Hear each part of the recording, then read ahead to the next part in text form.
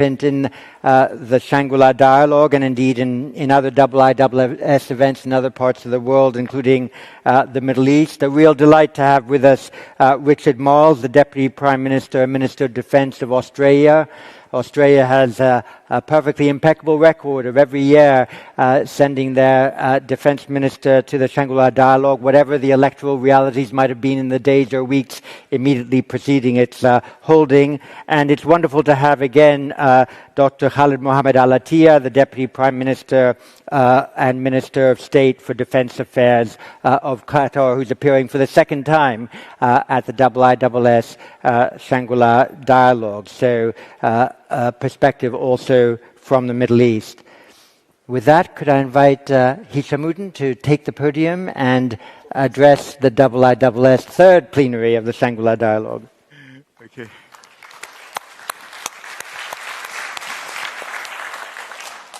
Bismillahirrahmanirrahim. Assalamualaikum warahmatullahi wabarakatuh. My brother, His Excellency Dr. Khalid bin Mohammed Al Attiyah, Deputy Prime Minister and Minister of State for Defence for the State of Qatar. Your Excellency Richard Marles, Deputy Prime Minister, Minister of Defence of Australia. My friend Dr. John Chipman. Distinguished guests, ladies and gentlemen. Today, I've been asked to speak on developing new forms of security cooperation, a topic which is timely considering a lot has changed in the past 2 years. COVID-19 ravaged the lives and livelihoods of millions around the world, and the onset of the Ukraine-Russia conflict has triggered seismic repercussions. These two events alone have impacted on all of us. It has done so regionally, globally, in ways way beyond the security realm, pushing existing arrangements and partnerships to the limit, as well as revealing gaps and vulnerabilities we must address collectively in the post-pandemic era. The question now is, what are our common challenges that necessitate security cooperation? And I believe there's four. An increase in transboundary crime for border reopenings, an upsurge in online disinformation arising from terror groups and extremists, the continued threat of biological warfare, and finally, food security that is giving rise to instability worldwide. As nations recover from COVID-19 and reopening their borders, people to people, boost tourism, increase businesses, the threat of illegal migration, and transboundary crime is expected to increase. This is the dark side of reopening borders, which many seem to ignore, but is something we in this forum cannot and must not deny. Second challenge, the proliferation of cyber attacks and the online war. We cannot deny humanity's overwhelming preoccupation with COVID-19 over the past 2 years. The constant media coverage and attention lulled many into false sense of security, with the lack of exposure giving the impression that these threats had slowed down or even disappeared. Unfortunately, neither was the case. In a world which has become considerably more digital, targeting the propagation of hatred and violent ideologies spread online is an imperative. The widespread uncertainty and global anxiety represent for terror groups a golden opportunity to combine their wicked narrative and falsehood about COVID-19.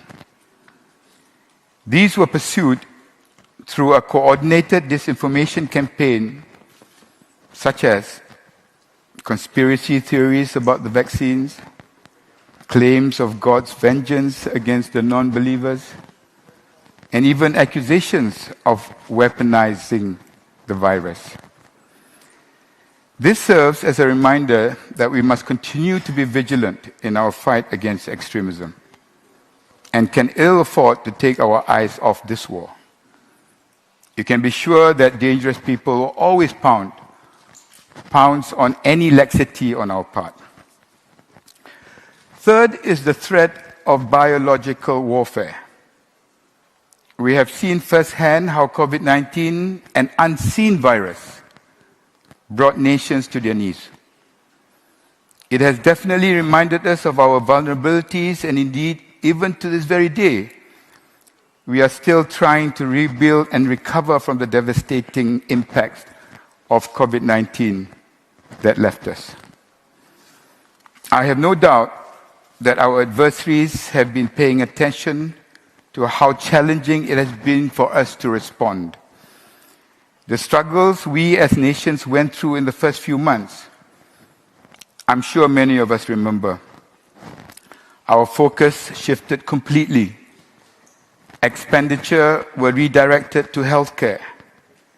Meetings had to realign to focus on how best to bring our daily numbers down. But behind the scenes, potential enemies saw the sheer scale of devastation this unseen virus brought and were planning their next steps. Yes, I might be scaremongering, but isn't it our duty, ladies and gentlemen, to always hope for the best and prepare for the worst?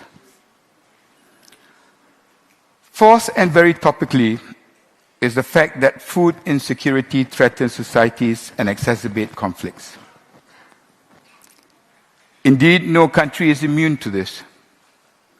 COVID-19 has already been and broken supply chains where national lockdowns have halted the flow of food, supplies, and raw goods. Now the Ukraine-Russia conflict is making the situation much worse. Commodity price volatility has surged, with food prices reaching levels not seen since 2007. But why, some of you may wonder, am I highlighting food security in the Shangri-La dialogue? How does that link to security and defense? Let's look back just 10 years ago, when people took to the streets of Tunisia, Egypt, and elsewhere in the world. Protesters were not only crying out for freedom and social justice, but they were also crying out for bread. The cost of pantry staples had jumped because of skyrocketing prices of goods like wheat, stoking fury, warranted or otherwise, against governments. Now, the combination of unhappiness from 2 years of the pandemic and rising food prices may push our people over the edge, generating a wave of political instability, with potential riots and protests affecting the security environments of our nation.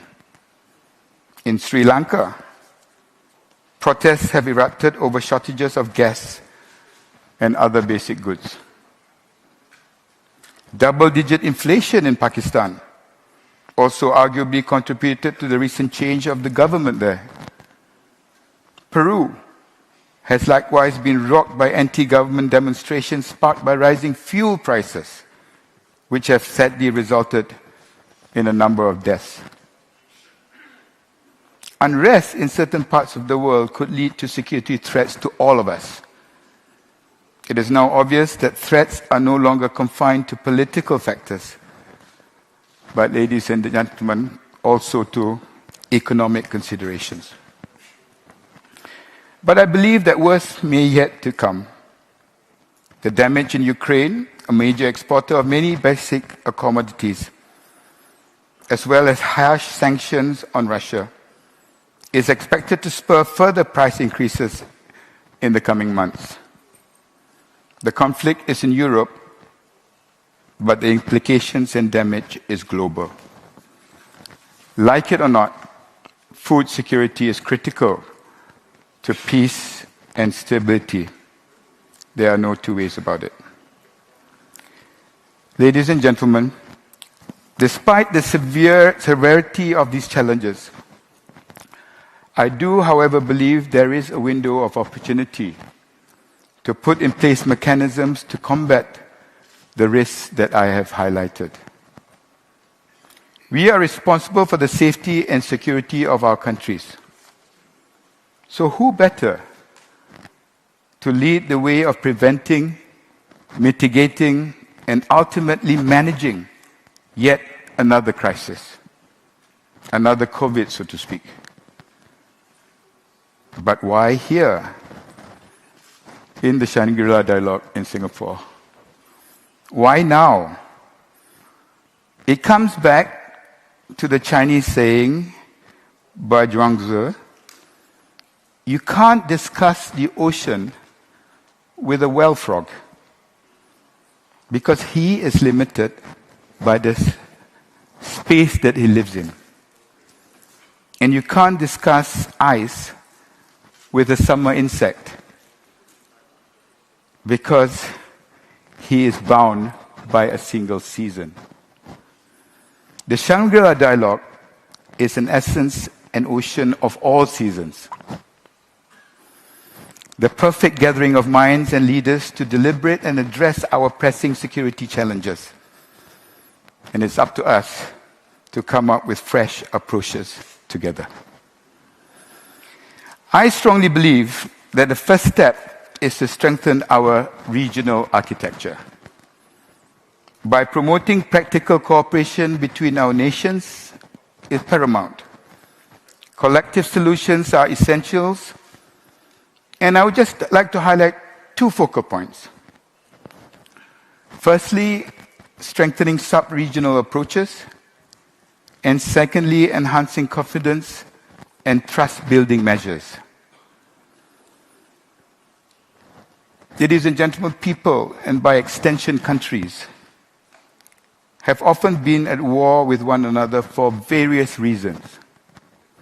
There is little sign that the 21st century will be any different. But it is cooperation that has kept the world running. Following the Second World War, multilateral organizations and regional blocs have occupied pride of place in the global system, which was largely characterized by cooperation and collaboration. However, we have seen that as groupings get too large, consensus making to solve real-time issues have been impeded. This is not to say that we have ceased investing in traditional multilateral and regional institutions, such as ASEAN, the United Nations, and APEC. Rather, we have also come to recognize the value of engaging smaller, more targeted, groups that share a common threat, as well as a common understanding of the ways and means to mitigate those challenges. It is my firm belief that the foundations of wider security cooperation can be laid via smaller building blocks, such as sub-regional cooperation initiatives. The key is to adopt a gradualist approach. An example of that is the close to my heart, the trilateral cooperation arrangement, forged by Malaysia, Indonesia, and Philippines, following a spat of kidnappings and terrorist activities by militant groups in mid-2016. Undeniably, the three nations already share close multifaceted ties. But the TCA materialized because of a common threat, sharing a common sea, with a common aim. We showed that the world that a sub-regional cooperation, or as I like to call it, mini-lateralism, is the key forward. Case in point was the zero incidence of kidnapping for ransom reported in 2021. Just in March early this year, the three defense ministers, Pak Prabowo of Indonesia, Secretary Delfin of the Philippines, and I, had our first in-person TCA ministerial meeting since the pandemic. Immediately, we pledged to increase trilateral maritime exercises, strengthen intelligence sharing, and explore an expansion to land-based exercises. More importantly, we agreed to incorporate Brunei, elevating into our sub-regional quad. Of course, this would require the consent of His Majesty the Sultan of Brunei. But our idea was simple. Bringing in Brunei would help the TCA become the security support needed for the Brunei, Philippines, Malaysia, East Asian Growth Area, BIMPEAGA, BIMIAGA, a cooperation initiative established in 1994 to spur development in the four nations. The three-pronged approach of cooperation cutting across security, including economic and the political sphere, is what has enabled the TCA to serve as an effective platform to better safeguard the safety and stability of the strategic but vulnerable Sulu and the Sulawesi Seas. The Malacca Straits, the Sea of Malacca. The Malacca Straits Patrol, MSP, for its part, has borne out of the mutual recognition by Malaysia, Indonesia, and Singapore, and Thailand, that we have shared a common need to secure the Straits of Malacca. Now, Dr. Eng Heng, DPM Prawit, Pak Prabowo, and myself have agreed to elevate the MSP to a ministerial dialogue to further strengthen our cooperation in this regard. The TCA and MSP are just two examples how smaller, more targeted groupings that share a common thread can come together through close coordination and cooperation to mitigate a common and joint security concern. It may not be a new form of security cooperation per se, but one which I think is worth considering and perhaps replicable across the board. However, the linchpin in ensuring the success of these sub-regional cooperation initiatives is the trust and confidence required between all the participating members. The South China Sea. Malaysia is more than aware of what is at stake, which is why we have consistently advocated that diplomacy takes precedence in approaching this dispute. It is not alarmist to say that it could degenerate into one of the deadliest conflicts of our time, if not history. Mutual trust and respect have thus far allowed us to recognize that we are in this together, that our bloc of 10 countries must stand united if we are sincere in our efforts to address the various challenges ahead of us. As individual nations, we cannot hope to match the influence and might of the more powerful countries. But as a bloc, only the foolish and the blind can deny our strength. Now, ladies and gentlemen, nevertheless, it's only prudent for our optimism to be guarded. We have seen firsthand with the Ukraine-Russian conflict how organizations like NATO are tested. Members of NATO have met Russian invasions of Ukraine with outrage, deploying thousands of troops to Eastern Europe to protect their alliance members. Even though Ukraine is not a member of the alliance, the potential of the conflict sparking into a much larger war does exist and the fear of it becoming a reality is conceivable, as much as we want to deny it. These uncertainties prompt us to the question today, are existing forms of security cooperation still beneficial as a deterrent? Or will they actually escalate existing conflicts? So before we can even deliberate our new forms of security cooperation, shouldn't we find the answers to these questions first? To conclude, in discussing about new forms of security cooperation, we must come to the realization that our existing structures are not enough. We may not have quick answers at hand, but security cooperation itself cannot merely be considered a panacea.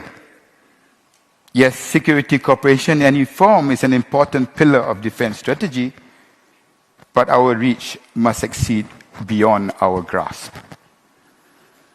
In a world that is blinkered with populist decisions, with an eye only on the next election, it's important for us today to bring ourselves to the ground and truly think about a more peaceful and stable future. You may be asking, why have I raised all these challenges today in the Shangri-La dialogue? As Benjamin Franklin once said, life's tragedy is that we get old too soon and wise too late. Who hasn't had the thought that we wish we could know then what we know now? We are in a game for optimists, and we cannot afford another global conflict. What we in the defense and international relations sphere must exhibit in our leadership and vision is to learn from the mistakes of the past, to resolve the conflicts of the present and prevent those of the future. This is not the work of one generation, but rather a legacy that must be consistently followed through. I have consistently mentioned that we, all of us here as security and defense practitioners, now find ourselves at a crossroads. The choice is for us to either chart and shape a new post-pandemic era, one that is mutually beneficial for all, or we can just simply return to the old days. We must strive to be better. We must embark on a new era of security cooperation. One focused on actionable deliverables, in essence, raising the bar, not simply reacting to danger, but working strategically and working smarter and, most importantly, working together. I leave you with a popular Chinese proverb that says, the best time to plant a tree was 20 years ago. If you haven't yet, the second best time is now. Basically, in the context of our deliberation today, this means that we want peace and stability in the future, and the best time is now, John, for us to plant the tree. Thank you. Sekian wabillahi taufiq wal hidayah. Wassalamualaikum warahmatullahi wabarakatuh. Thank you, Hishamuddin, for a typically thoughtful and subtle set of remarks, an important early reminder that food security is indeed a subject that should be legitimately addressed by defense ministers because human security is so important. And a second reminder that when organizations become too large to manage all problems, it is proper to form specific groups to address particular problems. Thank you very much for that. Deputy Prime Minister, Defense Minister of Australia, the floor is yours.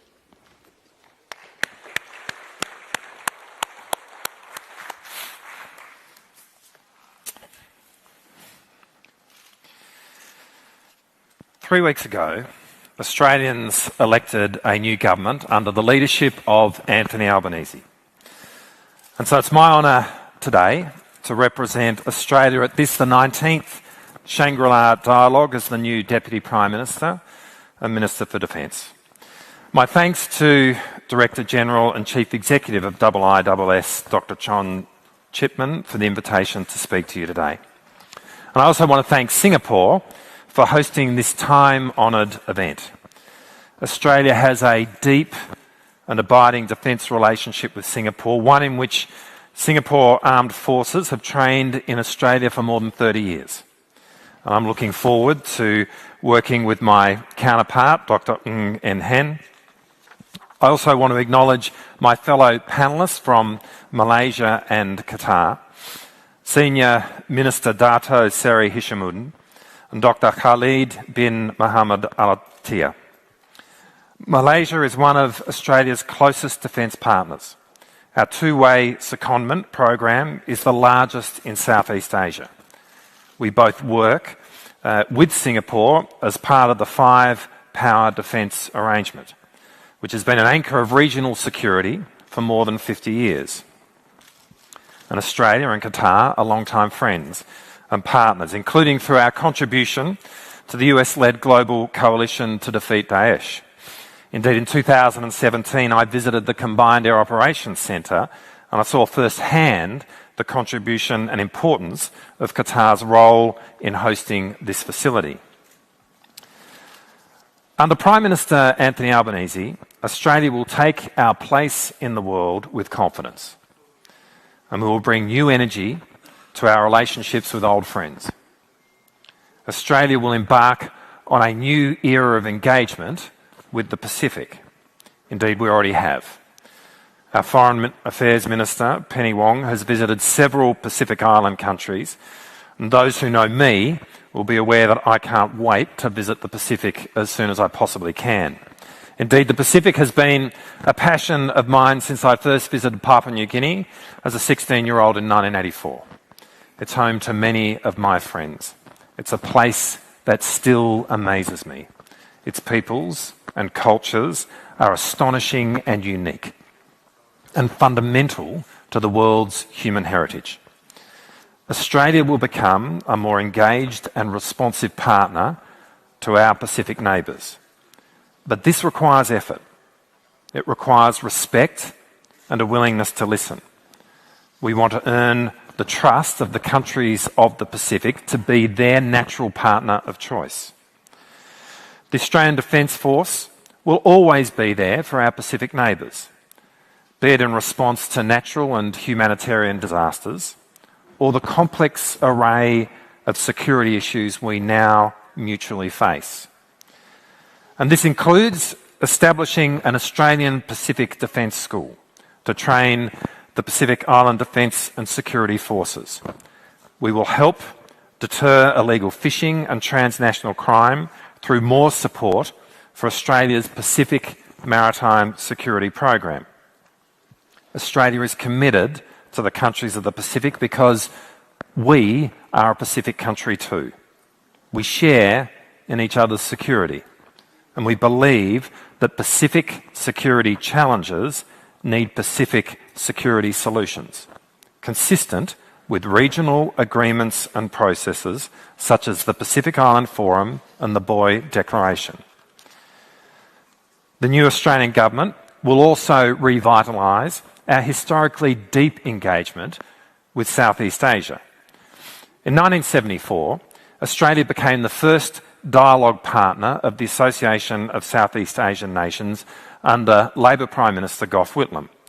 Since then, ASEAN countries have been at the heart of both Australia's security and economic interests and our vision of the Indo-Pacific. Modern Australia is now home to many diaspora communities from Southeast Asia. Indeed, our Foreign Minister, Penny Wong, began her life in Kota Kinabalu in Malaysia. It's why Prime Minister Anthony Albanese's first bilateral international visit was to Indonesia. And it's also why Australia will tighten military ties with Southeast Asia. We will appoint an ASEAN Special Envoy. We are committed to the ASEAN Defence Ministers Meeting Plus framework as the preeminent regional defence forum. And we are committed to working with Southeast Asia to support ASEAN's outlook on the Indo-Pacific. The Australian government will have a renewed focus on climate change. As Prime Minister Albanese said, climate change is not just about the environment. It's about lives. It's about livelihoods. It's about national security. In 2011, I addressed the UN Security Council on the security implications of climate change. I did so with my friend Marcus Stephen, the then President of Nauru. And at the time I spoke about coral atoll nations like the Marshall Islands. Indeed, when one stands on the shores of Majuro, which I have, with nowhere else to go, with the sea on either side of that thin strip of land, one senses the intense vulnerability felt by those living on small islands. The sea, which has long been a source of food, of sustenance and culture, is being transformed into a source of anxiety and threat. Climate change will drive destabilising population movements as people's lives and livelihoods are increasingly at risk. And this in turn will give rise to new security challenges. Our government's approach to climate change demonstrates how seriously we take our place in the world. Our target is a national emissions reduction of 43% by 2030 on the road to net zero by 2050. Gone are the days when Australia neglected climate change as a security issue and treated it as a marginal priority. Australia is back at the table as a responsible, sensible, thoughtful and purposeful actor. Climate change will now factor into Australia's defence planning and defence diplomacy. Under Anthony Albanese, you will also see a change in Australia's tone. It's in the character of Australians to be frank. We will always be forthright in articulating our national interest and in advocating for our region's security. But this government will be respectful, including with countries where we have complex relationships, and that includes China. Australia values a productive relationship with China.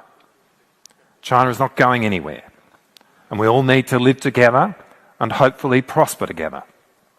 China remains Australia's largest trading partner. China's economic success is connected to that of our own and the region.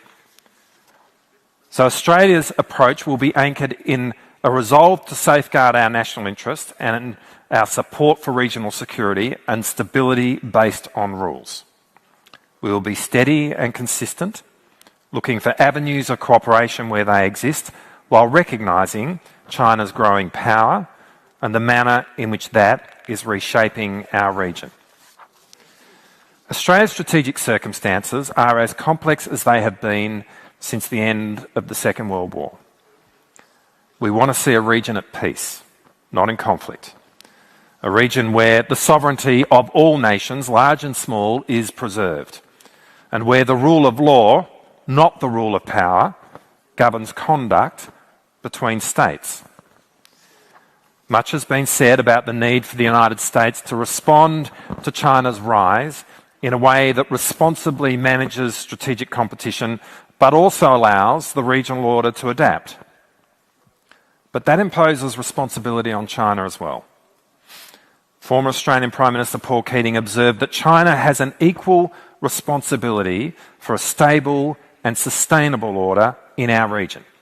He said, as China steps up to a larger leadership role, it will at the same time need to be willing to accept and respect restraints on the way it uses its immense strength, because the acceptance of such restraints by great powers is the key to any successful and durable international order. Of course, it's reasonable to expect a more powerful China will have a bigger say in regional and international affairs.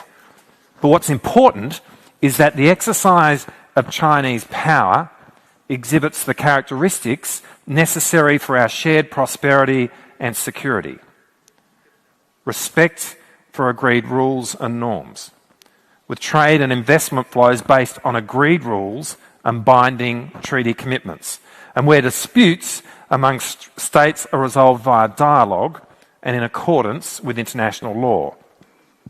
This is vital when it comes to the rearmament we are witnessing in the Indo-Pacific. Australia does not question the right of any country to modernise their military capabilities consistent with their interests and resources. But large-scale military build-ups must be transparent, and they must be accompanied by statecraft that reassures. China's military build-up is now the largest and most ambitious we have seen by any country since the end of the Second World War. And so it's critical that China's neighbours do not see this build-up as a risk to them, because without that reassurance, it is inevitable that countries will seek to upgrade their own military capabilities in response. Insecurity is what drives an arms race. So reassuring statecraft is essential. It's essential to providing confidence that global rules apply everywhere, that the UN Convention on the Law of the Sea applies in all international waters, including the South China Sea.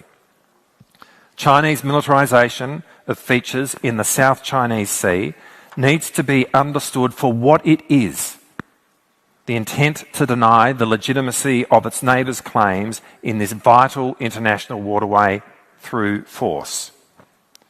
Reassuring statecraft will be fundamental to peace and stability across the Taiwan Strait. Reassuring statecraft will be fundamental to better relations between China and India, China and South Korea, and China and Australia. And it's critical that the global community acts as one in calling out threats to peace.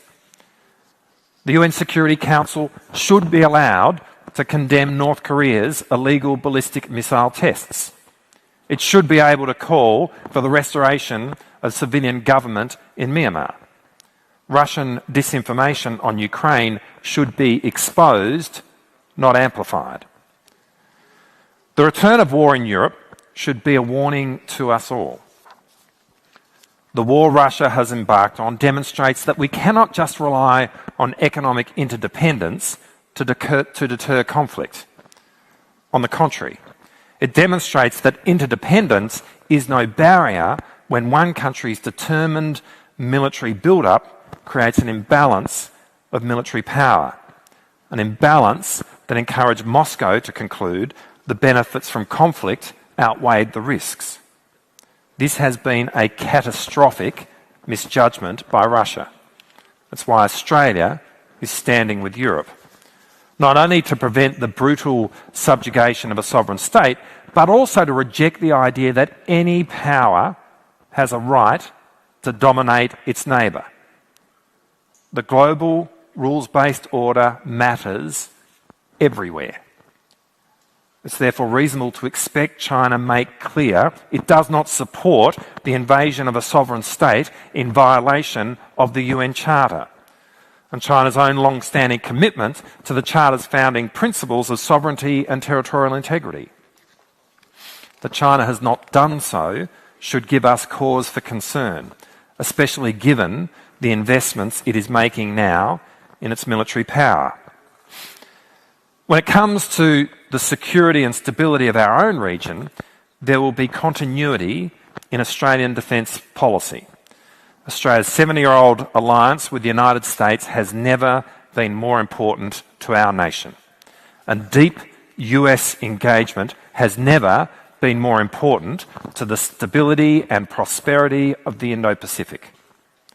There'll be no cuts to Australia's defence spending.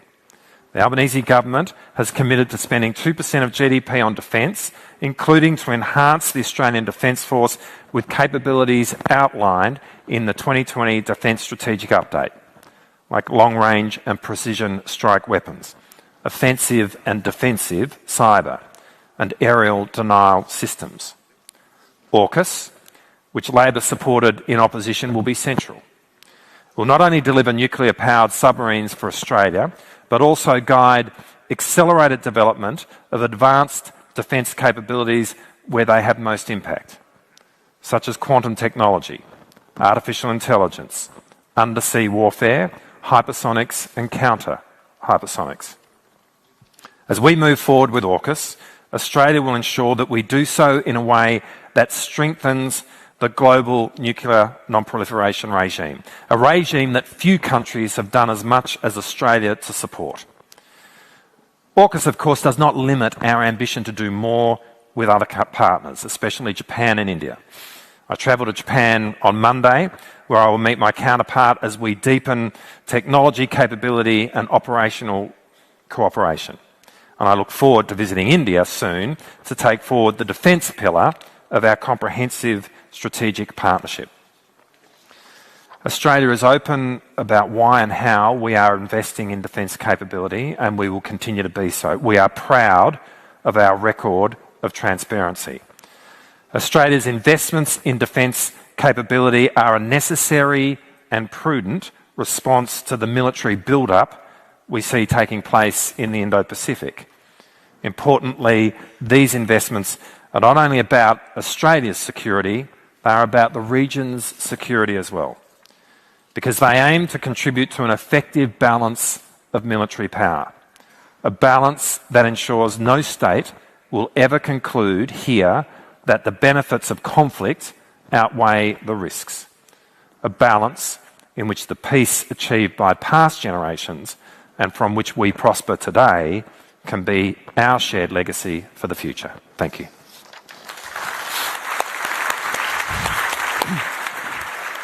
Thank you, Deputy Prime Minister, Minister of Defence, for a very rich speech, for your promise for Australia to be an engaged and responsive partner of the Pacific, for your commitment to climate change as part of defence diplomacy and planning. I might even add potentially as part of defence doctrine, for your call for reassuring statecraft. And of course, reassuring statecraft is exactly what defence diplomacy is all about. Deputy Prime Minister of Qatar, Dr. Khalid Mohammed Al Attiyah, floor is yours.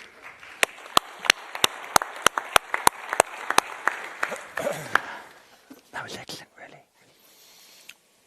Thank you, Dr. Chapman, and colleagues, member of the panel, Excellency Hisham Al-Din and Excellency Marlis Richard. Good morning to you all. I am pleased to take part in this year's dialogue, a welcome return to normalcy. Thank you to our generous host, the Government of Singapore, for its warm welcome and excellent hospitality. This year's summit is a testament to the significance of the dialogue in promoting face-to-face diplomacy, with the aim of discussing and ultimately resolving the most pressing security challenges affecting this region and beyond. This year is a particularly special year for the state of Qatar, as we are gearing up to host the World Cup 2022.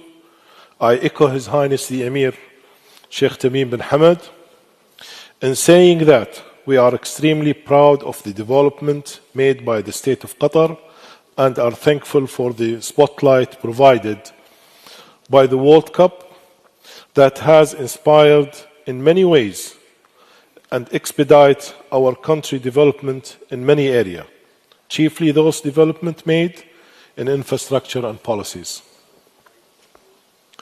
Sport has an extraordinary effect on people, where it is able to unite in excitement and driven even the most diverse of people. Sport, in its best form, is a game of integrity and teamwork, where your best effort are rewarded and your limitations are supplemented by your teammates. And that sport can be a true source of inspiration for world diplomacy.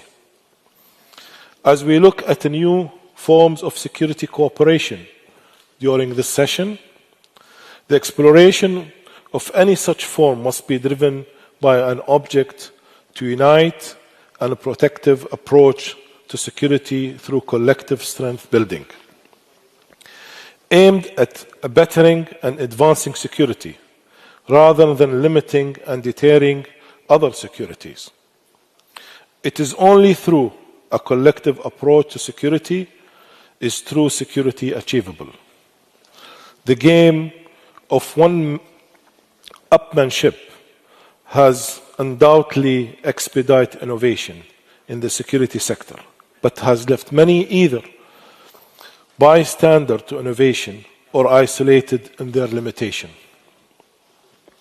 The state of Qatar is fortunate with the abundance of resource, resilience of its people, and vision of its leadership. Much of my country's resources have been directed toward advancing our people through education, R&D, and providing world-class healthcare. In the area of security, the focus on increasing securities through first building a well-trained and equipped forces ready to protect our border with 360 degrees focus on security has been coupled with advancing traditional forms of security, cooperation with allies and partners. In intelligence sharing, interoperability, peacekeeping, initiative, training, and education. In examining new forms of security cooperation, I took a step back to observe our current realities and extract some lessons learned from past and current world events. What became instantly clear is that in time of conflict, there seemed to be a collective knee-jerk reaction, is to expel and punish those whom we deem as perpetrator. Isolation is seen as the greatest punishment of those offenders. We know that isolation, as demonstrated throughout history, further emboldens and reaffirms sentiment of wrongdoing rather than extinguishes the flame of aggression. When also, as observed through history, transgressions are dealt with firmly, yet those whom find themselves defeated are assimilated back into the structure of global diplomacy. Peace is built and social and economic prosperity is assured in. Safeguarding the right of state within collective framework rather than maneuvering around the letter of the law to ostracize furthers the integrity of this institution and complies member to uphold its structures. Today, we often discuss global previous pivots of rebalances. With every pivot made, there are those left behind. I propose that, rather than pivoting toward something else, whether it be a region, emerging market, or political dialogue, or political ideology, the mission become expanding on and fortifying of global platforms that are designed to lead the global economy, political and social reform and advancement.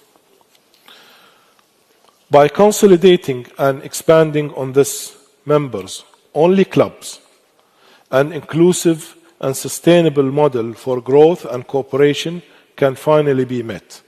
The current structure of this global member only club, with top-tier membership enjoying privileges that other paying members do not, reinforce traditional heretical system proven time and again to be limited in vision, not to mention disfranchising and at time polarizing.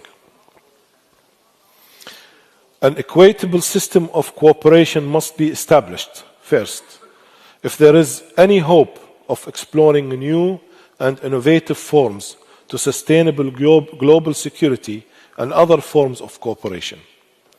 I am often asked about Qatar balancing game, how we are able to maintain relation whether defense, political, or commerce, with one power in presence of another. It is here that I am best able to stress the fact that Qatar simply does not play any games. We know who we are, our shortcoming, and all we know what we stand for, and for following our own distinct and bespoke roadmap in the form of Qatar National Vision 2030. Our character is known to all. When you deal with the state of Qatar, you know exactly who you are dealing with, an honest and reliable partner that will never hesitate to tell you the truth. Qatar's honest efforts are evident in many ongoing global issues, from the refugee crisis of Afghanistan to the plight of the Palestinians and the rebuilding effort of Lebanon. We do not score in time of difficulty or punish individuals for their fakeliness. By withholding our best effort from their people, some might attempt to paint any effort exerted by the state of Qatar as self-serving. To that I say, our global actions are led by our desire to serve our interest of global cohesion and peace.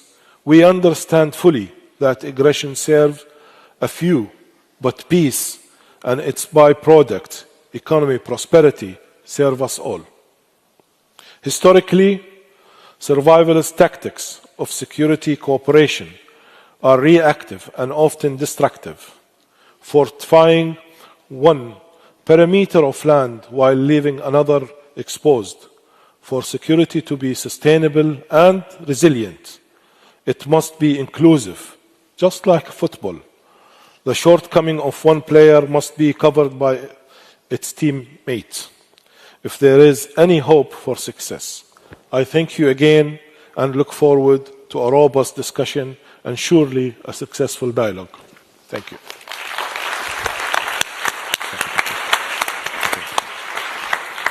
Thank you so much, Dr. Khalid, for those remarks, and particularly for your concluding phrase that for security to be resilient, it has to be inclusive, and that surely must be our general goal, however difficult the path to getting there might be. We have 30 minutes left in this session. I think I'll conduct it in the same way as I did the previous one, with the prior agreement of our three panelists, which is to invite a dozen or so crisp interventions from the floor, and then giving each of our panelists a chance to give their answers to the questions posed. And I'll begin with Chu Ping Hu from Malaysia, please. Thank you so much, Dr. Sri Hishamuddin, for your speech. You raised a lot of concerns, domestically, regional, and also global. And there seems to have a lot of coordination gaps that exist not only in Malaysia, but also at the regional level. I agree that multilateralism can be one of the approaches to tackle those problems that you mentioned. However, don't you think that from our national principles, from KESBAN, meaning Keselamatan dan Pembangunan, security and development nexus, to what we now hold up as the Pertahanan Menyeluruh comprehensive defense. So how do you think Malaysia should prioritize strengthening our multilateral and multilateral cooperation with selective powers to assert our autonomy while also maintain territorial integrity in South China Sea and also in terms of our borders integrity? Thank you. Thank you so much. And from France, Camille Lons. Thank you. I would have a question for Minister Khalid Al-Attiyah. Gulf countries appear a little bit on the margins of the Indo-Pacific region, but in reality, the prosperity and the economic security of the two regions has grown increasingly interconnected. Do you think that this economic interdependence and especially energy interdependence will lead to a greater political and security integration between the two regions? How is Qatar preparing to navigate between a great power competition in the Indo-Pacific? And what do you think should be the role of Asian powers in Gulf security? Thank you. Thank you very much. And from China, Wenhua Zhao. Your microphone is on.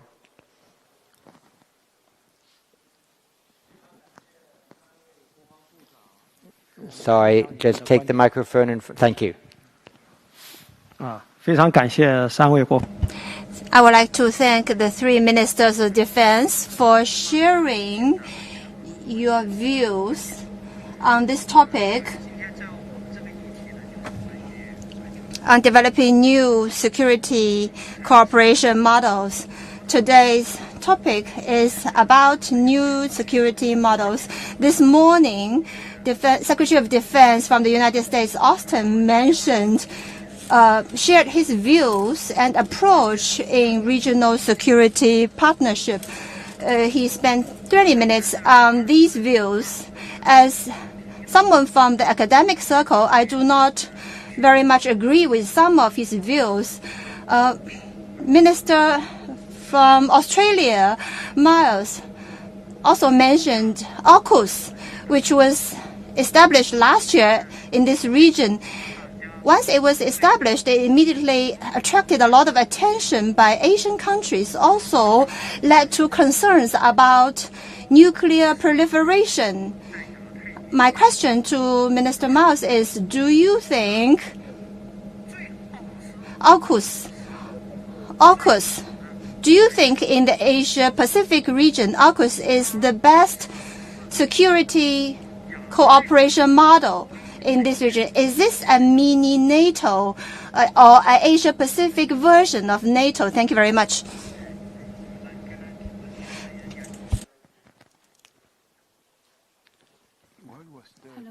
Yeah, go ahead. Thank you, Chair. My question is to Deputy Prime Minister from Australia. You mentioned about the strengthening partnership with Southeast Asia and Pacific Islands within the broader Indo-Pacific region framework. In 2020, the defense strategy of US mentioned about Northeast Indian Ocean being its priority area. I want to know, within your new government, where does the Western Indian Ocean stand within the broader Indo-Pacific region? And apart from with India, cooperation with India, how do you see the cooperation with other countries in the Western Indian Ocean Pacific region? Thank you. Thank you. And from the UK, Anton LaGuardia. Anton. Thank you very much. A question to Mr. Hisham Mohammed, which is the minilateralism that you talk about compatible with other minilateral arrangements in Asia, for example, the Quad or the partnership between America, Japan, and Australia? And to Minister Miles, you spoke of continuity in Australia's defence policy. Your predecessor spoke about the probability that Australia would become involved in any contingency involving Taiwan. Is that also your view? Thank you so much. And then from Japan, Daisuke Kawai. Thank you. My question is to Minister Miles. During the election campaign, the Minister Albanese said he will promote disarmament and non-proliferation. But on the other hand, in the Tokyo Quad Leaders Summit, he also mentioned he will keep AUKUS, the framework, but it sounds inconsistent policy as AUKUS is heavily related to nuclear matters. So what do you think about this? What is the exact direction the new administration is moving forward? Thank you. And from the Philippines, Meli Calabero Anthony. Thank you. I'd like to take off from Dr. Khalid's concluding statement about the need for security cooperation frameworks to be more inclusive rather than exclusive. Minister Hishamuddin talked about food security, which he mentioned as global transnational challenges. And yet, some of the security frameworks that we're seeing, even if they are sub-regional, tends to increase fragmentation rather than a more collective approach. So my question, I guess, to all panelists, whoever wants to take this, is would this emerging minilateralism add to more fragmentation and weaken the need, rather, to have collective responses for transnational security challenges? Thank you. Thank you very much. And from Australia, Michael Fullerlove. Thank you. My question is for Richard Marles. Congratulations on your election and on the energy, purpose and dispatch that the new government has shown in the first few weeks of office, and on your strong and clear remarks today. Let me ask you about Australia's relations with China. China has made some overtures to the new government, but if it wants to reset relations, then seeking to wrap up the whole of the Pacific in a region-wide security pact and intercepting an RAAF surveillance plane in international airspace is a strange way to do it. So is maintaining sanctions on many of our exports. You mentioned avenues of cooperation with China. Does that require Beijing first to dismantle the roadblocks they've erected across those avenues? And from Germany, Maybrit Stambaum. Thank you very much. I just follow on from Mr. Fullerlove about the relationship with China should be a respectful one. You said China's not going anywhere, but you also said that it's all about keeping the global rules-based order. I can tell you in Europe, the Ukraine war really had a huge impact on the public to understanding that maintaining the global rule-based order is really something that affects everybody of us. So you only mentioned about deepening relationship, AUKUS, the US, but also Japan and India. So I would like to draw you again to Europe. We talked about France already before. Germany, as you know, has a strategic partnership with you. We had a 2+2 consultation with a very long list of cooperation and tech cooperation, dual-use areas, defense, high-tech, cyber, climate change, space. So I was wondering where you would see the collaboration with European partners, also Germany in this regard, as it is part of our coalition agreement, where the Albanese administration is going. Is that going through NATO, or is that going through bilateral for, like, what would be the areas you go for? Thank you. Thank you. Ewan Graham from the UK. Thank you. My question is for Richard Marles. Minister, you said that transparency is something that Australia is proud of, and that Australians have a reputation for being frank. I think since becoming minister, you've also said that you have no intention currently to undertake a new defence white paper. Given that, could you flesh out through what alternative means you do practically aim to achieve transparency, both in terms of how Australia conducts its defence relations and explains its capability choices to partners in the region, but also domestically to the Australian public, given the very large sums of public money that are currently being spent in some complicated and in other cases problematic procurement decisions. Thank you. Thank you. And from Singapore, Jayan Chop. Thank you. So my question is for both Minister Marles and Mr. Hishammuddin. So both of you have talked in various ways about reassurance, trust, cooperation, but you've also talked both about disinformation. So my question here is, when we see disinformation being pushed out by state actors, actors that potentially you have to engage, how do your ideas about trust, reassurance, and cooperation fit in when some of this action seems contrary to these sorts of aims that you have just espoused? Thank you. And from France, Sébastien Faletti. Hello. Yes. Good morning. I have a question for Mr. Marles. You mentioned about the strategy for the region. I heard before the French minister, Mr. Lecornu, mentioned also about Australia, but we know that there was an agreement announced this morning to settle the deal between Naval Group and Australia regarding the submarine deal.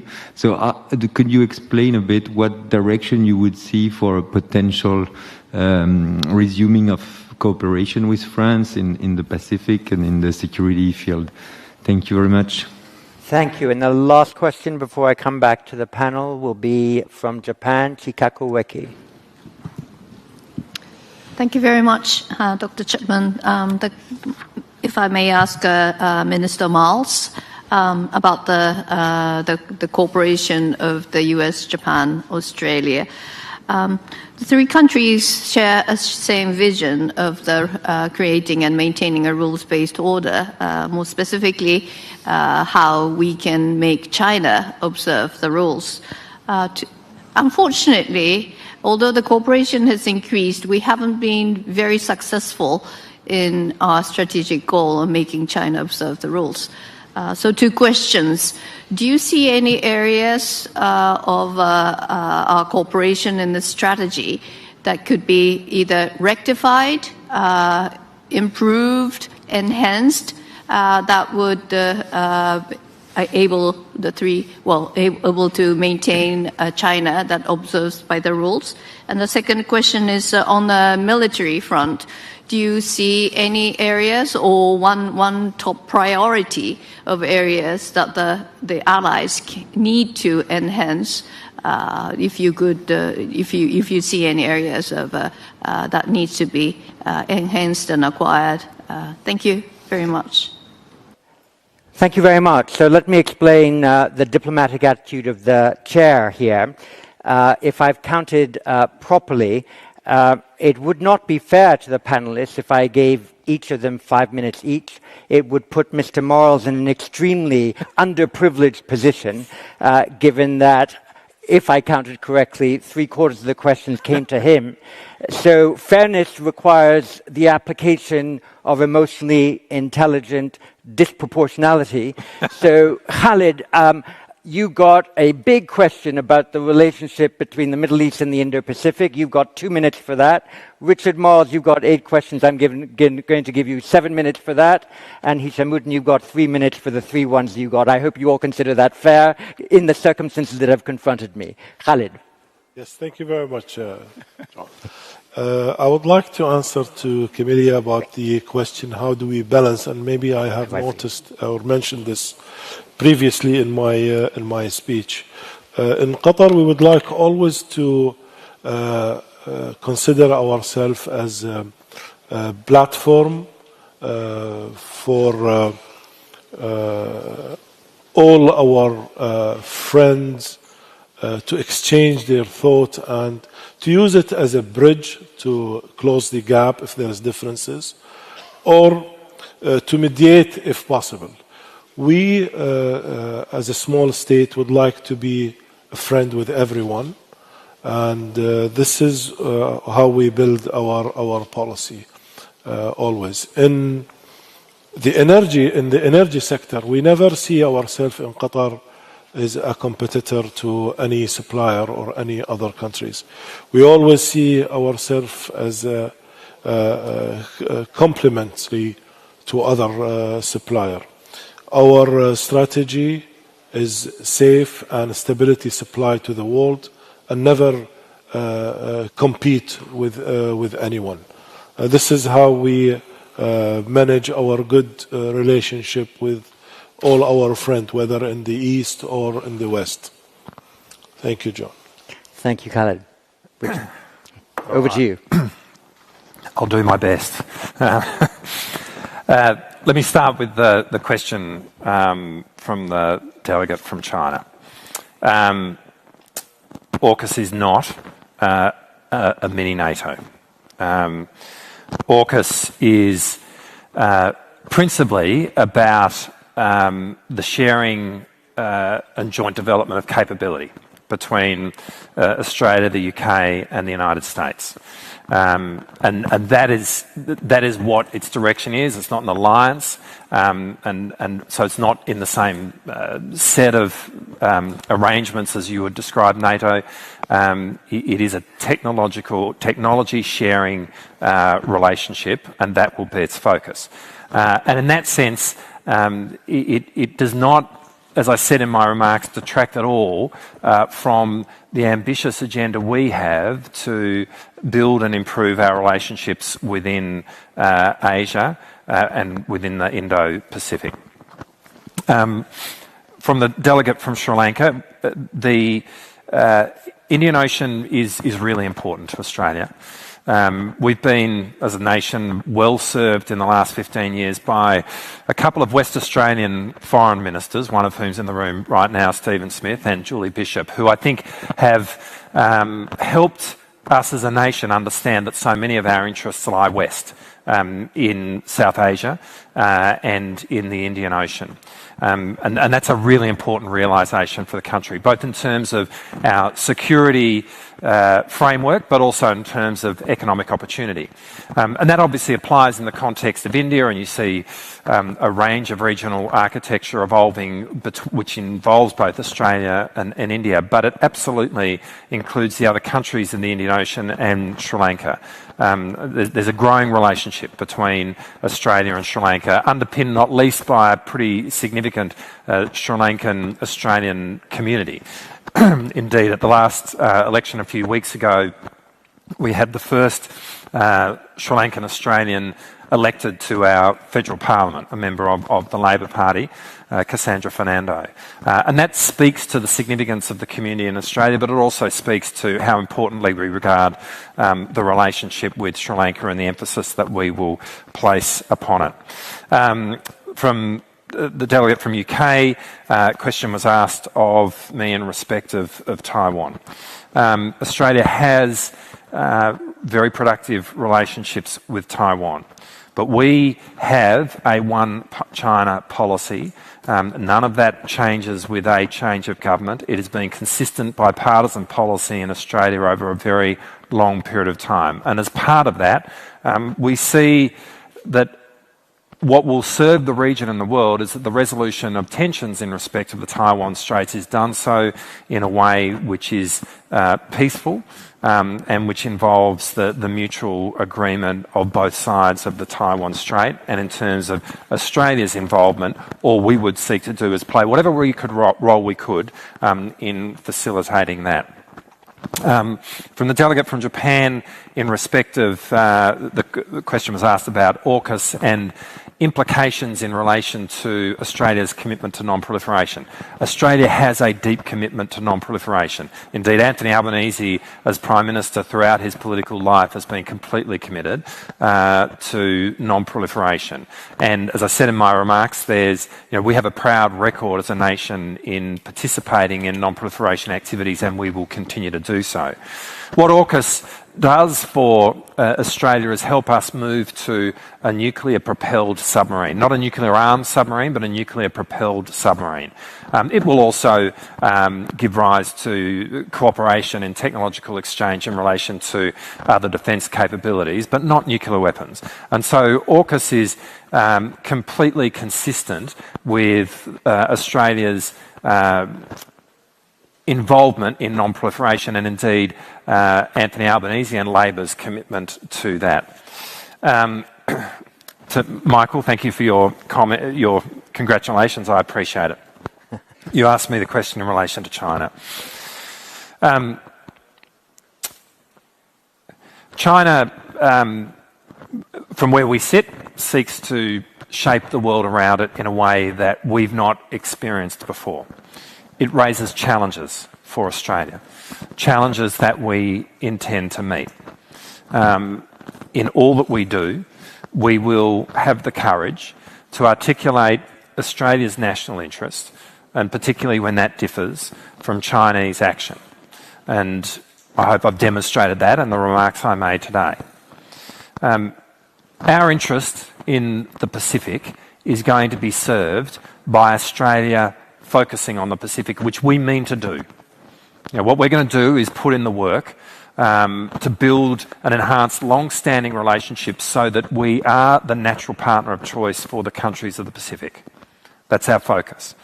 In respect to the South China Sea, we will engage in activities which promote the global rules-based order applying to that body of water, including freedom of navigation, because it goes to our national interest given that most of our trade traverses the South China Sea. So we'll be focused on our national interest.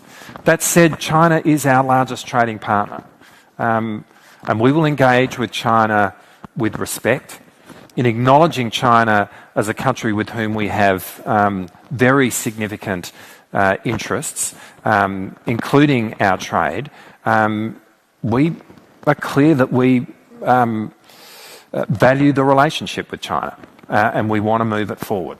And it's really in respect to, with those goals in mind that we are going to move forward in terms of our relationship with China. Delegate from Germany, Europe is really important to Australia, and yes, it is about engaging through NATO as we do, and indeed the Prime Minister, I think this is public, will be attending the NATO Leaders Summit in Madrid in a couple of weeks. But we also are really focused on the bilateral relations of the countries of Europe, and we have really deep interests with the countries of Europe, which include Germany. And Germany is involved in a number of our defence procurements right now in terms of our offshore patrol vessels with Lürssen, in terms of armoured personnel carriers with Rheinmetall. These actually elevate the significance of the bilateral relationship with Germany, and we're keen to continue to do that. And that probably is a segue into the question from France.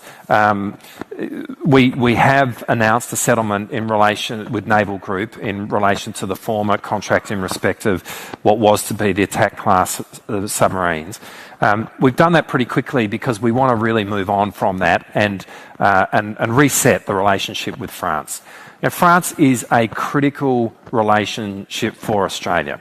The nearest overseas population to the southeast corner of Australia, to the cities of Melbourne, Sydney, Canberra, is in France. It's Noumea in New Caledonia. If you include maritime borders, France's longest border with any country in the world is with Australia. We don't think about it enough, but in fact, France is our nearest neighbour, and that's how we want to see it. They're a Pacific country and a liberal democracy engaged in the Pacific, and we deeply, deeply value that.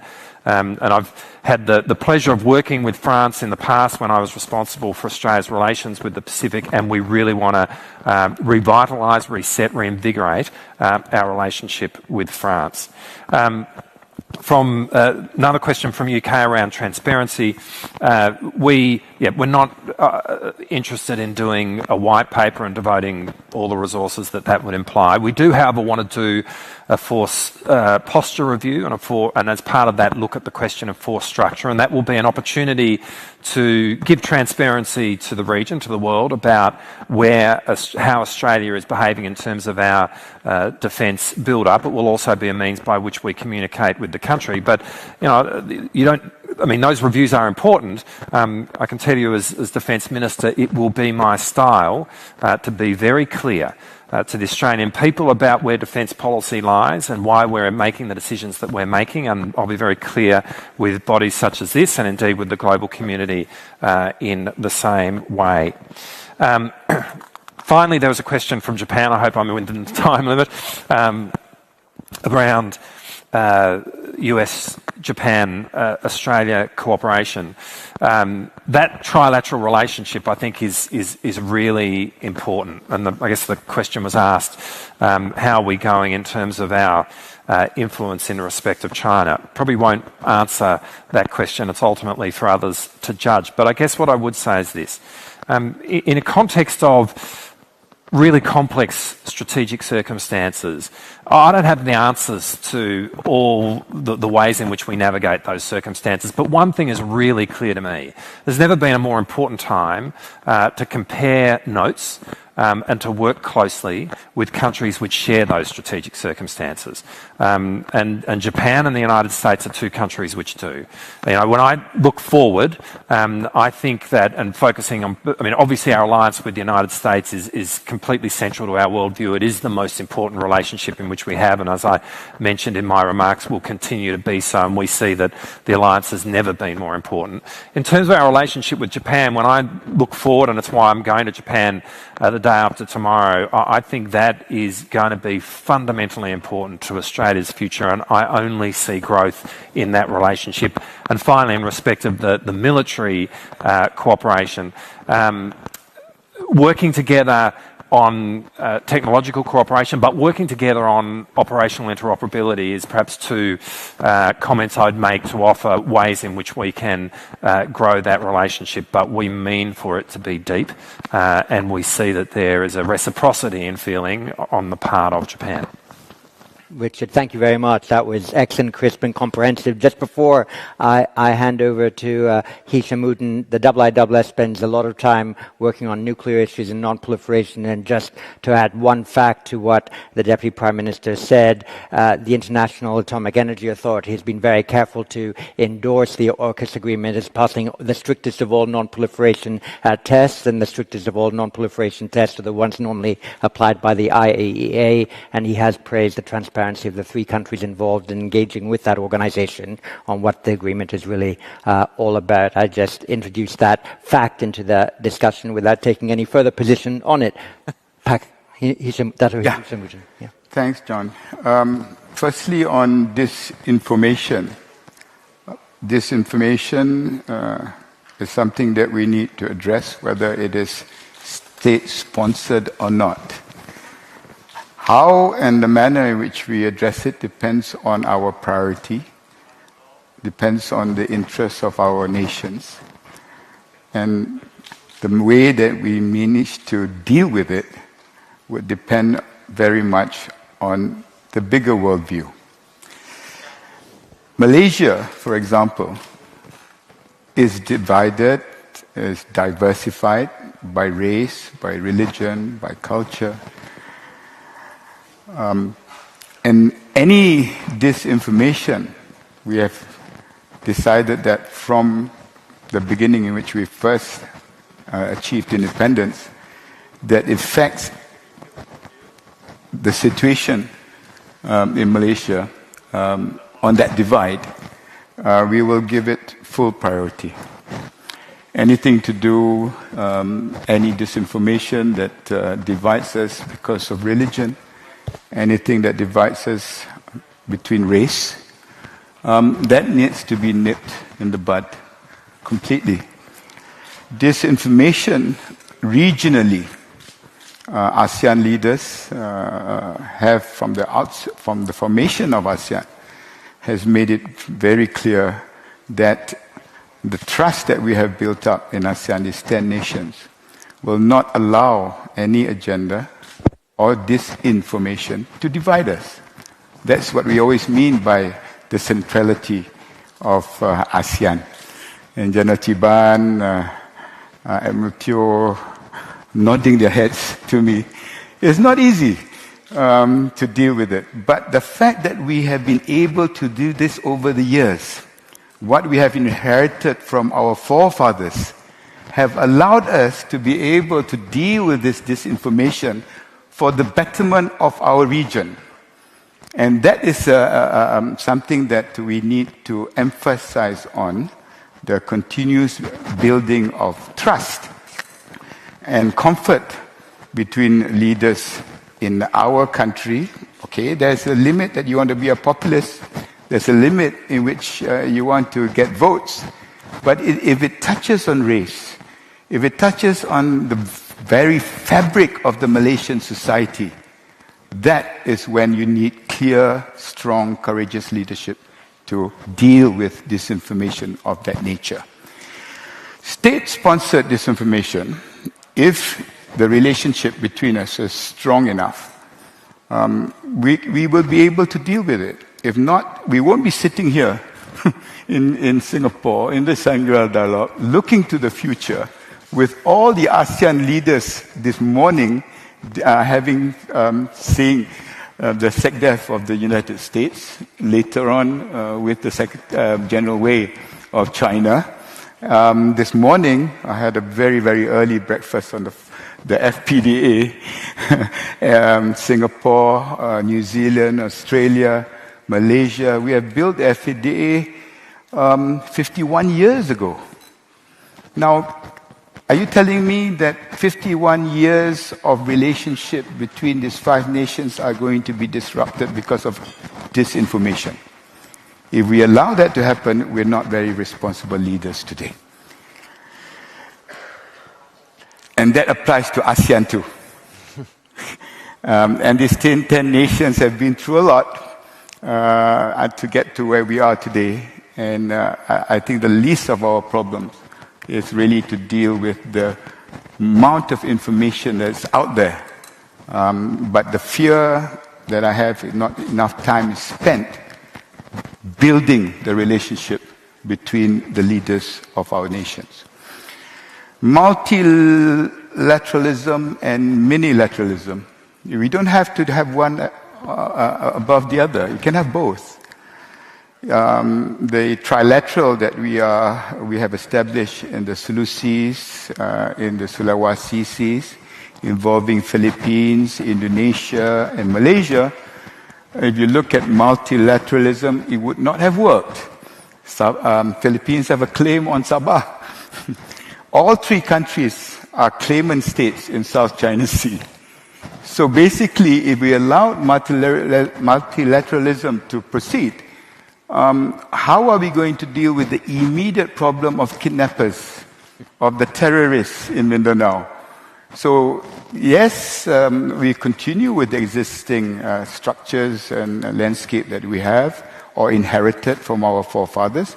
But in the meantime, we'll be creative enough to be able to look at a situation where there's a common threat, a sharing of a common sea with a common aim to establish something more constructive without disturbing what we have inherited. Finally is on the issue of coordination in the Indo-Pacific. If you're talking about coordination in the South China Sea, my biggest fear has always in the past, it's not about rhetoric, it's not about who we are aligned to. Malaysia has got no pretensions. We are not a superpower.